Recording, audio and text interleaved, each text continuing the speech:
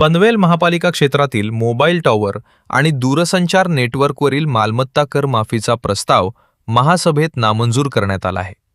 विशेष म्हणजे सत्ताधारी भाजपनेच हा प्रस्ताव नामंजूर केल्याने या निर्णयाची चर्चा सुरू झाली आहे। केंद्र आणि राज्य शासनाच्या धोरणानंतर मोबाईल टॉवर आणि दूरसंचार नेटवर्कवरील मालमत्ता कर माफ करण्याचा प्रस्ताव महासभेत मांडण्यात आला होता।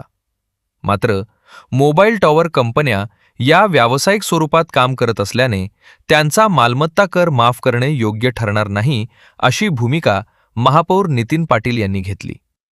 त्यामुळे करमाफीच्या प्रस्तावाला सभागृहात मंजुरी मिळाली नाही।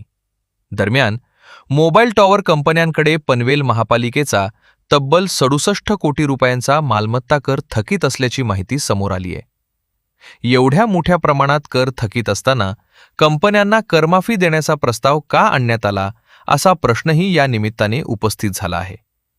महापालिकेच्या उत्पन्नाच्या दृष्टीने 67 कोटी रुपयांची थकबाकी मोठी रक्कम मानली जात आहे। त्यामुळे थकीत कराची वसुली करण्याचे आव्हान आता पालिका प्रशासनासमोर असणार आहे। दरम्यान या संपूर्ण मुद्द्यावरून सत्ताधारी भाजप आणि पालिका प्रशासनामधील मतभेदही समोर आले आहेत। मोबाईल टॉवर कंपन्यांकडून थकीत मालमत्ता कराची वसुली कशी केली जाणार आणि पुढील काळात पालिका प्रशासन याबाबत कोणती भूमिका घेणार याकडे आता सर्वांचे लक्ष लागले आहे। पनवेलमध्ये मोबाईल टॉवरच्या मालमत्ता करमाफीचा प्रस्ताव सत्ताधारी पक्षानेच फेटाळल्याने हा मुद्दा आगामी काळात आणखी चर्चेत येण्याची शक्यता आहे।